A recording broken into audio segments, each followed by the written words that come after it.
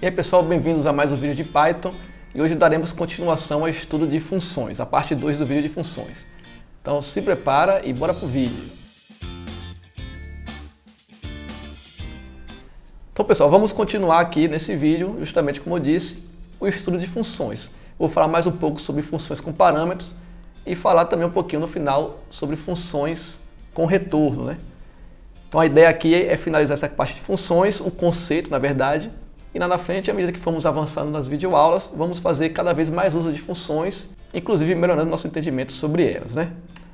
Então, como sempre, vou deixar o link para o material na descrição do vídeo e o link para o repositório no GitHub também. Então, o roteiro hoje, como eu disse, continuar funções com parâmetros, né? Mais alguns detalhes, e terminar com funções com retorno, né? São funções que retornam informação para quem chamou ela, né? Então, vamos lá, continuando funções com parâmetros.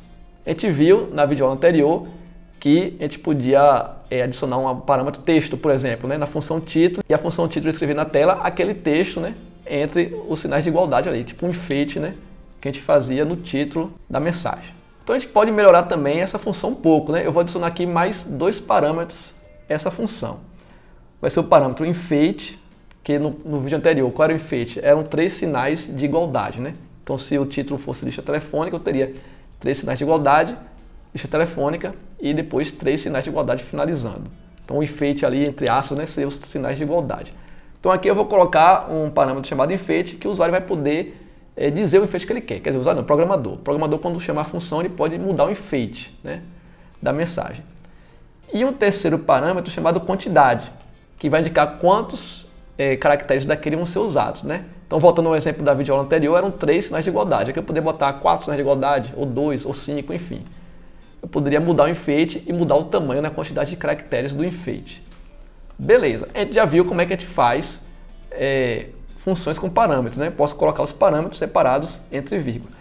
Porém, caso vocês tenham prestado atenção, tem uma diferença aqui, ó. Eu tenho enfeite igual, botei o sinal de mais, quantidade igual a 3. Repare que eu defini mais 2 parâmetros, porém eu estou fazendo uma atribuição nos parâmetros. Enquanto o texto está sem atribuição, enfeite e quantidade tem uma atribuição cada, né? Enfeite é mais e quantidade igual a 3. O que isso significa? Significa o seguinte, minha função tem 3 parâmetros, texto, enfeite e quantidade. Então na hora que eu for chamar a função, eu tenho que passar 3 parâmetros para ela, né? Posso botar, por exemplo, título, abre parênteses, abre aspas, lista telefônica, né? Entre aspas, vírgula, igual, entre aspas, que vai ser o enfeite, vírgula, 3. E aí eu vou ter a lista telefônica, o enfeite vai ser o sinal de igualdade, 3 em cada lado. Beleza. Quando eu faço atribuição no parâmetro, como eu tenho aqui enfeite igual a mais e quantidade igual a 3, eu estou dizendo o seguinte, ó, o primeiro parâmetro é texto, beleza, o usuário tem que dizer, o segundo parâmetro é enfeite e o terceiro é quantidade, beleza. Mas se o usuário não informar o enfeite nem a quantidade, o enfeite vai ser mais e a quantidade vai ser 3. Ou seja, eu estou definindo os padrões dos parâmetros, né? Eu estou dizendo que se o usuário não disser qual é o enfeite vai ser mais. Se ele não disser qual vai ser a quantidade vai ser 3. E eu faço associação porque eu disse na última videoaula. Eu falei o quê? Se eu tenho 2 parâmetros ou 3 parâmetros na função, ou até mais, eu tenho que indicar os parâmetros na hora que eu chamo. Eu até fiz um exemplo, né? Rodei um código lá que eu tinha 2 parâmetros na função título, mas só passei um e o Python deu erro, né? Aqui eu estou dizendo o seguinte, ó, tá liberado nesse caso o cara passar só o texto. O texto, como é o único parâmetro que não tem uma atribuição, ele é obrigatório. Os outros 2 são opcionais. Eu informo se eu quiser, né? Eu posso não informar nem o enfeite nem a quantidade, informar só o texto. E o que acontece se eu informar só o texto? Se eu informar só o texto, o enfeite vai ser mais e a quantidade vai ser 3. Ah, mas se eu informar o texto e o enfeite, mas não informar a quantidade. Aí beleza, o texto e o enfeite vai ser o que o usuário, que o programador, né, informou no parâmetro, e a quantidade que não foi informada vai ser 3, padrão. Então entenda aí que na verdade é uma forma de você transformar parâmetros em opcionais. Para ser opcional, ele tem que ter um valor padrão. Ou seja, se o usuário não disser qual o valor daquele parâmetro, o Python vai usar isso aqui que é o padrão. E aqui no meu código eu tenho 3 prints que exibem o enfeite vezes a quantidade, né? Então, se o enfeite for mais, a quantidade for 3, vai fazer 3 sinais de mais, né? Depois exibe o texto e depois exibe novamente o enfeite. Um outro detalhe aqui é que no print eu tenho um segundo parâmetro. Até agora a gente só usou o print com um parâmetro só, que era o texto, né? Aqui eu tenho um print com o primeiro parâmetro, que é isso tudo aqui. Aí eu tenho vírgula, end, igual, uma string vazia. Esse parâmetro end do print está dizendo o seguinte, quando você dá o print normal, ele exibe o texto, né? e pulo uma linha, certo? Então o end, né, o final do print, é um salto de linha. Quando eu faço isso aqui, eu estou usando o print para ele não fazer nada no final, ou seja, na prática ele não vai pular linha, né? Então ele vai exibir o enfeite e a quantidade sem pular linha. Qual é o efeito disso? O print de baixo vai ficar na mesma linha que o print de cima. E aqui também eu botei um end igual, vazio, porque aí o terceiro print vai ficar na mesma linha dos outros dois de cima. E aí só no último print, que eu não botei nada, ele vai pular a linha normal. É uma forma de você fazer com que o print não salte uma linha depois que ele exibiu o texto, né? É uma novidade aqui que está vendo. Então beleza, vamos levar isso lá para o Gini, para entender como funciona na prática. Então eu tenho aqui no Gini a mesma função, título, aí eu tenho texto, vai ser obrigatório porque não tem valor padrão, enfeite padrão é o sinal de mais, quantidade padrão é o 3. E aqui eu tenho o meu código, beleza. E aqui fora do título da função, eu testo 3 títulos. Eu tenho título, teste 1, só o texto, sem enfeite, sem quantidade. Depois eu tenho o título, teste 2, com um Ozinho minúsculo em enfeite, porém sem quantidade. E por último eu tenho o título, teste 3 no texto, sinal de menos no enfeite e 5 na quantidade. Se eu rodar, eu tenho aqui os 3 exemplos. Vamos entender isso aqui. Primeiro, teste 1, eu não passei nem o enfeite, nem a quantidade. Então o enfeite foi o mais, sinal de mais, né? E a quantidade foi 3 para cada, porque valores padrão. E não deu erro, né? Repare que eu tenho 3 parâmetros na definição da função, só passei um e não deu erro. Por que não deu erro? Porque o Python entende que o segundo e o terceiro parâmetro são opcionais. Já o título com teste 2 eu passei o enfeite, mas não passei a quantidade. Então o enfeite virou O minúsculo e a quantidade continuou 3. E no último exemplo eu passei teste 3 como texto, sinal de menos como enfeite e 5 como quantidade. E eu tenho 5 sinais de menos antes e 5 sinais de menos depois. Então repare que eu consigo aí ter vários parâmetros e valores padrão para cada parâmetro, beleza? Mas só um detalhe agora. Se eu escrever título, vou botar aqui teste 4, aí beleza, eu quero que o enfeite seja mais, não vou mexer no enfeite, mas eu quero mudar a quantidade para 5. Então eu vou dar aqui uma outra vírgula e 5. E deixei o parâmetro do meio, que seria o enfeite vazio. Minha intenção aqui, pode usar o enfeite padrão. Será que vai funcionar assim? Ele deu erro, tá vendo? Sintaxe inválida. Por quê? Porque isso aqui que está fazendo é o quê? São argumentos posicionais, parâmetros posicionais. Como assim? Primeira posição é texto, a segunda posição é enfeite, terceira posição é quantidade. Quando você usa parâmetros posicionais, você não pode pular uma posição. Aqui eu pulei a posição do meio, que seria enfeite. Eu teria que ter um enfeite aqui como eu fiz aqui em cima. Eu posso deixar de usar os parâmetros do final, certo? Tipo, eu posso deixar de usar o terceiro parâmetro e usar só o primeiro e o segundo. Ou posso deixar de usar o terceiro e o segundo e usar só o primeiro. Aí você pode falar assim, tá, beleza, mas eu insisto que eu quero usar enfeite padrão, eu só quero dizer a quantidade. Como é que a gente resolve isso? Eu posso fazer o seguinte, quantidade é igual a 5. Se eu rodar agora, ele funcionou. O enfeite é o padrão, que é o mais, porém a quantidade é 5. Então repare, eu posso usar parâmetros posicionais, né? Ou você pode também encontrar em alguns lugares como argumentos posicionais, né? Que é só você usando a posição. Ou se eu quiser pular uma posição, por exemplo, né? Eu posso usar o nome do parâmetro igual e o valor. Foi o que a gente fez no end aqui do print, né? O print tem um parâmetro chamado end, né? Em alguma posição lá na definição dele, e eu só disse aqui que o end vai ser vazio. Aí eu posso fazer aqui, beleza, o texto vai ser teste 4, e eu quero mudar o parâmetro padrão da quantidade, eu quero que seja 5 agora. Então só nessa linha 15, não é que vai ser 5 para sempre agora, mas só nessa chamada aqui da linha 15, a quantidade vai ser 5, né? Vai ser diferente do padrão. É uma forma que você tem de mudar um parâmetro que está lá no final da definição, por exemplo, sem ter que especificar todos os outros no meio do caminho, né? Então tá, a gente já viu como é que faz função com parâmetros, né? Indicando valores padrão, mas tem também como fazer funções com a quantidade não determinada de parâmetros, né? Que seriam os parâmetros arbitrários, né? Então eu tenho esse exemplo aqui, uma função chamada olá, e eu tenho só uma variável chamada nomes, porém essa variável tem um operador asterisco aqui na frente. O que é que isso significa? A função olá pode ter vários parâmetros indeterminados, pode ter 0, 1, 2, 3, enfim. Beleza, mas como é que fica isso se é uma função que não tem um valor fixo de parâmetros? Como é que eu faço? Eu vou usar aqui nomes como se fosse uma tupla. E eu posso fazer um for, nesse caso aqui como é nomes de pessoas, né? Eu posso fazer for pessoa em nomes, e executar um comando com essa variável aqui, pessoa, né, que está dentro dessa tupla nomes. Então os parâmetros que vai passar ali entre os parênteses vai funcionar como uma tupla ou até uma lista, né? E aí você pode iterar em cima dessa lista, dessa sequência de dados aí e usar os parâmetros individualmente. Nesse caso aqui eu estou pegando os nomes que estão aqui dentro dessa tupla, fazendo um for para cada pessoa, né, que vai ser cada valor dessa tupla nomes. Eu vou dar um print, um olá para essa pessoa, né? Então se eu rodar aqui no Dini, como é que eu tenho? A mesma função, olá, nomes com asterisco, beleza. Eu faço for pessoa em nomes, eu dou um print para essa pessoa. E aqui eu chamo a função da seguinte forma: olá, João, vírgula, Pedro, vírgula, Maria. Então repare que eu estou passando 3 parâmetros para a função olá. Porém aqui em cima, assim, você olhando, você só vê um parâmetro que é nomes. Porém esse asterisco diz o quê? Isso aqui é um parâmetro arbitrário. Eu posso ter uma quantidade indefinida de valores aqui como parâmetros. No caso, estou passando 3, o que vai acontecer? Esses 3 vão ficar nessa tupla nomes e o for vai encarregar de pegar cada um desses valores e dar o olá aqui no print, né? Se eu rodar o meu programa, eu tenho olá João, olá Pedro, olá Maria. Essa outra forma também que não é tão utilizada dentro daquelas funções, mas que está aí que o Python suporta, é você ter uma quantidade arbitrária de parâmetros ali na sua função. Então eu posso ter João, Pedro, Maria. Se eu adicionar uma pessoa aqui, por exemplo, Fernanda, e rodar, ele vai dar o olá Fernanda também. Então, minha função olá vai detectar que agora tenho 4 parâmetros sendo passados para ela. E o for que vai fazer esse trabalho aí de pegar cada um dos parâmetros e executar uma ação. Então tá, já vimos aqui o básico de funções com parâmetros. Então vamos passar agora para funções com retorno, que também é muito utilizado, bastante útil quando você está programando, qualquer que seja a linguagem, inclusive, né?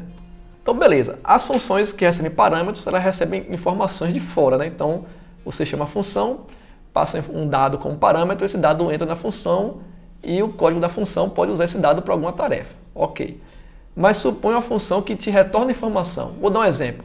A função input. Você usa ali input, passa a mensagem de texto como parâmetro. Então a função input vai pegar essa mensagem para exibir na tela, vai aguardar uma resposta do usuário. E a resposta que o usuário der, a função retorna para uma variável, né? Sempre faz isso, tipo nome igual input, qual é o seu nome? Então quando a gente faz esse nome igual input, o que acontece? O dado que o usuário digitar lá no terminal, a função input vai retornar para armazenar na variável nome. Então isso que é o retorno, né? Quando a função pega uma informação e traz para quem o chamou, né? Para o código ali que chamou ela. E aí eu tenho esse exemplo aqui, um exemplo bem simplesão. Def soma a, vírgula b. Então beleza, é uma função chamada soma com 2 parâmetros a e b. Tá, o que essa função está fazendo? Eu criei uma variável s e atribuí o valor 0. Então a variável s é uma variável local, só existe dentro da função soma, né? Não dá para ser acessado lá fora. E eu tenho aqui um for e in range a b mais 1. O que é que esse for vai fazer? Se a for 5 e b for 10, por exemplo, esse for vai pegar o i igual a 5, depois 6, 7, 8, 9, 10, né? Vai até o 10 por causa justamente do b mais 1. Vai ser um range de 5 a 11, né? E aí vai pegar no caso de 5 a 10. Como a gente viu lá na videoaula de for. E para cada repetição desse for, ele pega o s, que começa com 0, e acrescenta o valor de i. Então s é 0, supondo que a fosse 5, né? Então ele pega soma 5, depois soma 6, depois soma 7, até o valor de b, que seria 10. Então na prática, IS é a soma de todos os números entre a e b, incluindo os próprios a e b. Beleza. E aí no final tem aqui, return s. Então aqui é uma coisa diferente. Ó. O que é que esse return s faz? Como s é uma variável local, só existe dentro da função soma, não tem como, fora da função soma, o código que está lá, que chamou a função soma, pegar o valor de s. Ah, eu quero saber o valor de s. Não tem como, porque s é uma variável local. Beleza, mas como é que eu posso pegar essa informação local e retornar para quem chamou a função? Eu uso a instrução return. Return retorna s. Então lá no código que chama a função soma, eu posso usar uma variável para pegar o retorno, que seria o s, e atribuir essa variável, como a gente faz com o input, né? Então vamos testar isso no Dini lá. Então no Dini eu tenho aqui definido a mesma função soma, né? A e b, faz a contagem e tal, né? E retorna o s. E aqui eu faço o seguinte, total igual a soma 1,10. Então o que é que vai acontecer aqui? A função soma vai executar esse código com a igual a 1 e b igual a 10. Então na prática vai fazer um range aqui de 1 até 11. E para cada valor desse range, né, que vai estar na variável i, ele vai acrescentar na variável s. E no final retorna o valor de s. A variável s aqui no final dessa função, aqui na linha 10, vai ter o valor da soma de todos os números de a até b, né? No caso de 1 até 10 aqui, que eu chamei com a igual a 1 e b igual a 10. Vai retornar esse valor. Esse valor que ele retorna vai ser atribuído à variável total. Então, assim você consegue retornar um valor numa função. A declaração da função não muda nada. O que muda na função com retorno é você ter um return no final dela. Quando você executa o return na função, a função encerra e retorna aquele valor. Então esse valor vai ser retornado aqui na função soma, vai entrar na variável total e eu posso exibir aqui com esse print o valor do total, que é o retorno da função soma. Se eu rodar aqui, ó, tá lá a soma de todos os números, de 1 até 10 é 55. Então a função soma fez essa contagem, armazenou a variável S e retornou para total com o return, né? Então assim você consegue pegar informações que estão locais ali, né, na função. Você faz o retorno e você consegue obter essas informações. Assim como o input faz, o int também faz, né? O len que a gente já usou para poder pegar o tamanho da lista, são todas funções que fazem alguma coisa e retornam um valor para a gente, né? Todas elas. Então aqui eu só estou criando uma função nova que também vai receber parâmetros, vai fazer alguma tarefa e vai me retornar informações, beleza? E a gente pode misturar tudo. Eu posso ter aqui, ó, parâmetros arbitrários com retorno de função e tudo mais, inclusive com tratamento de exceções. Vou mostrar esse código aqui no Dini. Eu criei uma função que, inclusive, eu pretendo usar com vocês nos próximos vídeos, né, nos próximos exemplos, que é uma função chamada menu. A função menu recebe parâmetros arbitrários, chamados de opções. Beleza. O que ele faz? Eu criei aqui uma variável chamada i, vai começar com 0. Então, para cada op em opções, eu vou exibir na tela o valor da variável i, 2 pontos, o valor de op, né, que é a opção, que é o parâmetro que ela está passando aqui, né, como argumento. E aumenta o valor de i. Então, se eu tiver 3 parâmetros que vai entrar ali na tupla opções, eu vou ter 0, 2 pontos, primeiro parâmetro. Depois 1, 2 pontos, segundo parâmetro. 2, 2 pontos, terceiro parâmetro, certo? Então não importa quantos parâmetros eu passe, eu vou ter ali a numeração e a lista dos parâmetros. Beleza. E aqui eu tenho um try except. O que é que o try faz? Ele tenta retornar o seguinte. Ele tem um input, escolhe uma opção e transforma esse valor inteiro. Repare que isso aqui é mais ou menos um menu que a gente fez nos outros programas, né? E por que tem um try except? Porque eu vou pegar a entrada do usuário, que é esse input aqui, e vou transformar inteiro. A gente já viu que se o usuário digitar uma palavra e uma letra e tentar passar isso no int, vai dar um erro, que é o qual? Value erro. Caso dê um value erro, eu vou retornar -1. E aqui eu tenho resposta igual a menu, adicionar, exibir, remover e o print da resposta. O que é que eu estou fazendo aqui? Ó? Essa função menu vai receber esses 3 parâmetros, adicionar, exibir, remover, vai listar os 3 parâmetros na tela com esse print dentro do for, sempre associando o número ao parâmetro, e vai pedir ao usuário para escolher uma opção, né, que vai ser o número dos parâmetros, convertendo para int, retornar o valor que ele converteu. Então a ideia é que se o usuário digitou 5, vai retornar 5 inteiro. Se o usuário digitou 2, vai retornar 2 inteiro. Porém, se o usuário digitar uma letra, uma palavra, né, vai dar erro na conversão do int, vai lançar uma exceção, value erro, e aí ele retorna -1. Então, nesse caso, se o usuário digitar arroz, por exemplo, tem que retornar -1. Vamos testar aqui. Ó. Então, saiu aqui o menu, né, adicionar, exibir, remover. Se eu digitar 1, por exemplo, o print retornou 1, certo? Que é justamente o valor da variável resposta. Então, esse print resposta exibiu na tela justamente o 1 que eu digitei. Se eu digitasse aqui um 5, apesar de não ter 5 na lista de opções, ele vai mostrar o 5, porque eu não fiz nenhuma verificação desse tipo. Beleza. Porém, se eu digitar, como eu falei, arroz, a resposta foi -1. O que aconteceu aqui? Deu esse velho erro, a exceção, e retornou -1. Qual a utilidade dessa função aqui? Eu poderia pegar essa função, que eu vou demonstrar isso na prática mais na frente, posso pegar ela e usar tanto nos programas de lista de convidados, como lista telefônica. E ao invés de fazer o menu na mão, eu tenho um menu automatizado. Por exemplo, eu tenho aqui adicionar, exibir, remover. Se eu quisesse adicionar uma nova opção ao menu, basta eu acrescentar aqui na função, ó, por exemplo, sair. Adicionei sair que não tinha. Só fiz isso aqui, executei, está lá, sair, opção 3. Então eu tenho um menu dinâmico. Eu só passo as opções como parâmetro e a função menu vai montar o menu para mim, inclusive vai fazer a pergunta da opção, né? Solicitar a opção para o usuário e já vai fazer o tratamento de erro. Como é que eu sei que deu erro? É só fazer um if aqui, ó. Por exemplo, if resposta foi igual a -1, significa que deu algum erro lá na minha função. Aí eu posso informar print, opção inválida, por exemplo. Caso contrário, eu faço print, opção escolhida foi resposta. Então pronto, assim eu consigo fazer aqui fora da função, eu consigo verificar se deu certo ou deu errado, porque o tryExcept dentro da função está fazendo esse trabalho para mim e retornando -1 para indicar que deu algum erro. Se eu rodar agora e escolher 2, por exemplo, a opção escolhida foi 2, beleza. Se eu escrever arroz, como fiz antes, opção inválida, porque detectou através do -1, né? Então aqui nesse exemplo eu misturei funções com parâmetros arbitrários, tenho uma função com várias linhas de código, né? Não tem só uma linha, como a gente fez no primeiro exemplo, tem for, tal, tudo mais, e também com retorno e tratamento de exceções, tudo isso junto. Então, dentro do escopo da função, é um código normal de Python, eu posso usar tryExcept, posso usar for, posso usar while, if, tudo, inclusive input. E aqui eu pego, uso minha função e faço o tratamento do retorno dela, beleza? Então, pessoal, esse vídeo fica por aqui. Aprendemos na primeira parte sobre modularização, o conceito básico, funções sem parâmetro e o início de funções com parâmetro. Na continuação, segunda parte, nós demos continuidade a funções com parâmetro e entendemos também funções com retorno. E no final a gente viu aqui um exemplo misturando um pouco de cada coisa, né? Então, se você gostou dessa aula, deixe seu like, compartilhe com seus amigos, se inscreva no canal e ative as notificações para ficar sabendo quando tiver vídeo novo e também não deixe de me seguir nas redes sociais, beleza? Até a próxima!